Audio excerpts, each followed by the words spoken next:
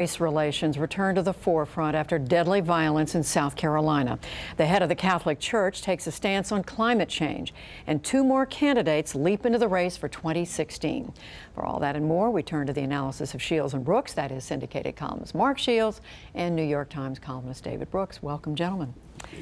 So another terrible race-related story to talk about, this horrible shooting in Charleston, South Carolina, David, where a young white man kills 9 black churchgoers. What are we left with? I mean, is this an isolated, do we think of this as an isolated incident of a racist young man, or is it the whole country need to do some soul searching? Yeah, first, we should mention, the uplifting part of this story, of the terrible story, is what happened today in the courtroom, where the family's forgiving the young man in such heartfelt and heart-rending way. Mark and I were talking before, that is living the faith, that is walking the walk. And we have a society and certainly a politics filled with people who aren't forgiving each other, filled with vengeance. Well, that speech should be seared in our minds. And so that was an uplifting moment today, which wasn't all negative. The horror is the horror. I confess I'm a little confused about how much to generalize. We have a race problem in this country. That is so obvious. But we also have an angry, solitary young man problem. And I'm not sure a lot of the angry, solitary young men are directly connected. They're obviously loosely connected to the history of race in this country, but they're angry, solitary young men looking for hateful and vicious ideologies. Some of them turn into neo-Nazi skinheads. I don't think we have a Nazi problem in this country. They are solitary and they're hate mongers. And the guy sits with a Bible study group for an hour and then starts shooting them.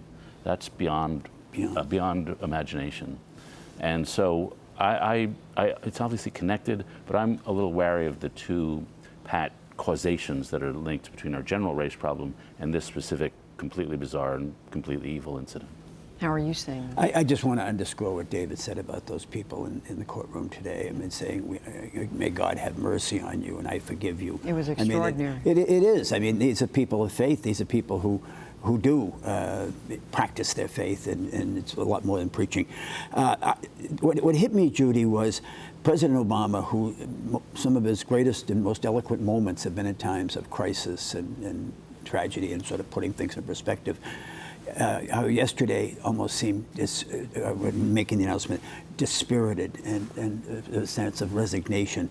And there was a little feeling, I think, for example, after the Birmingham church in 1963, when the 4 little girls were blown up in Sunday school, there was a moment in the country, you could feel it, an inflection moment, that we moved on civil rights. The passage of the 1964 Act was almost assured by that terrible, terrible inhuman act.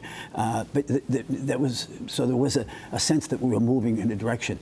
After Newtown, and after the slaughter of the innocents there and the teachers, when 90% of Americans endorse a background check, and 3/4 of NRA members, according to polls, endorse universal background checks, and nothing on guns, and nothing happened. There's a sense of how many more, the enormity of it, what's it going to take. So I just think there was it was really just sort of a sadness that permeated everything. And for him to sit, for this alleged killer, to sit there for an hour while these people welcome him into their church and they have the Bible study, and then to do it, it's beyond comprehension. It is beyond any words. David, is this a moment when we look for something to happen on guns? And there's a lot of debate today about the Confederate flag, about whether the rules are too loose, about where they can be displayed. Yeah, I'm for getting rid of the Confederate flag on simple neighborliness grounds. If a group of people is offended by it, that should be enough. That should be enough. We're good citizens to each other, and we do not do things that offend other people in symbolic ways.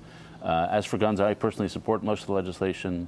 I'm a little skeptical that anything will happen, simply because I look at past history. We have a lot of veto groups in our society, and veto groups are able to veto legislation. I also frankly doubt the efficacy of it. There are hundreds of millions of guns in this country. How we're going to get rid of them all has always been a question for me. I do think something can be done as neighbors and as communities, when we should become more alert to these solitary young men. There are a certain number of young men who in their late teens are drifting out of society, and somebody must be noticing them.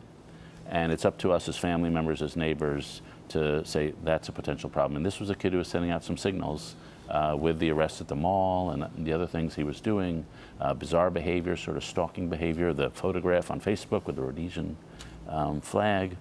That's sort of up to all of us to be alert to that sort of case. Keeping an eye on the people around us. No, I don't disagree at all on that. But as far as Judy, as the Confederate flag, first of all, the background checks.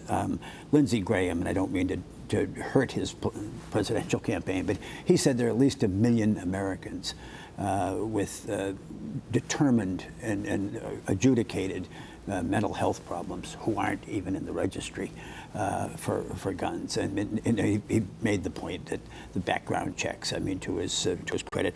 I don't know. The Confederate flag, it was a debated issue in 2014 in the gubernatorial race in South Carolina. Nikki Haley was for keeping it. She won. The Democrat Vince Shaheen was for taking it down. He lost.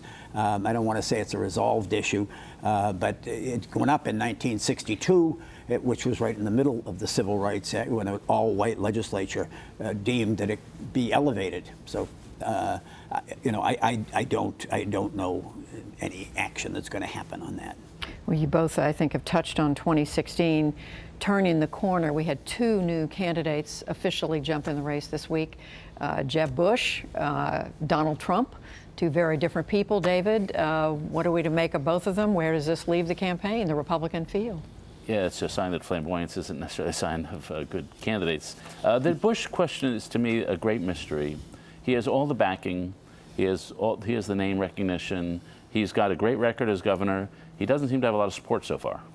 And so while what I know of Governor Bush is that he is a man who would really love and enjoy the actions of being president, the administrative actions. He is an administrator, and I think in his campaign opening, he broadcast those skills, which he has. He would be a good administrator. Whether he can be a good campaigner to rally the country, that's still waiting to be seen. I thought the opening was good, but it's remarkable how he's not in the position he really should be in, given the advantages he has, especially in places like Iowa and around the country. What about Governor Bush? Jeb Bush, everybody, when they make an announcement, wants it to be this multi-ethnic pageant. In this case, it seemed genuine. I mean, the black pastor who gave the invocation knew him personally, endorsed him personally. The Spanish-speaking people who endorsed him knew him personally. The woman with a disabled child spoke on personal terms of what he had done. I mean, he spoke in Spanish. I mean, there was a sense of genuineness. He had stumbled, I thought, the race very formidably. He muscled out Mitt Romney, who was thinking about getting in, by preempting support and financial support and political support. And then he just seemed to stumble. He didn't know who he was for sure, and he certainly has not handled the family question or Iraq questions well. So I think this kind of gave him a relaunch. But I think David's point is a valid one about whether, in fact, that the chemistry is there, whether he connects with people. And he's got a high unfavorable in places like Iowa among Republican voters. Unfavorable. Unfavorable, yes. Yeah. The other fellow was, Donald Trump. Donald Trump. If you took the first person singular pronoun out of his announcement, it would have lasted about 4 minutes. I mean, it was a great testimony to the unimportance of humility in national politics. I don't think he's going to get any air. I think the field is so rich that he's going to be squeezed out. I think he'll just be a sideshow and barely noticed, except for on a really slow news day. Well, something we did notice this week was the Pope. He essentially came out, David, with an unprecedented statement, encyclical, they call it, on the environment. Very powerful statement about the human role in causing climate change, and saying the rich nations in particular have a responsibility to do something. Is this going to change the debate? Is it going to change minds, change policy, change politicians? I doubt it. I personally thought the statement was beautiful, theologically beautiful, the seamless fabric of life and how we're all connected to each other. It's part of a beautiful expression of Catholic theology and a beautiful expression for all of us of our interconnectedness. It also reminded me the Catholic Church is actually amazingly consistent on abortion, on the death penalty, on the environment. The valuing of life is that the church is so consistent on this emphasis, but our parties are sort of inconsistent on these different issues. I thought it made me feel environmental because he connected our role in the cosmos and our role in nature, and I thought a very beautiful way. Of course, I would have some different emphasis than he did on some of the policy stuff. The church, to my mind, demeans capitalism too much, a force which has recently listed 300 or 400 million people out of poverty. He was tough on capitalism. And so I think that he undervalues that. But nonetheless, the theology of it was beautiful. The policy, to me, was too left-wing. As a practicing and manifestly imperfect Catholic, I confess that I am an uncritical fan of Pope Francis. He approaches every single problem the same way, from the bottom up. He was not a diplomat. He was not a church technocrat. He was not somebody powerful. He was a pastor in Buenos Aires, even though he was Archbishop. And everybody who visited him said the same thing. He would take you to the slums. And he sees the world there. And when it comes to the environment, Judy, I mean, if you've got a private plane, you can get to clean air. You can get to Aspen, Colorado. You can get to Martha's Vineyard. You can get to clean water. But the poor people, I mean, we talk about capitalism. The poor people don't have an option. And they are the ones who contribute the least to the pollution and suffer the most. And I just thought that the way he formulated, we in defense of the powerless economically and the defenseless planet, that there is a common good that all of us have a responsibility for. I just thought it was persuasive. Just 20 seconds. Do you see it changing minds? Do you see it changing the Republican Republican Party position on this issue? He is the most popular person in the world. Every politician wants to associate with him. He's going to make it uncomfortable for both sides. But I think it's going to be impossible to ignore poverty as an issue, and I think as well the environment. And maybe Brazil, other nations may be affected. Mark Shields, David Brooks, thank you.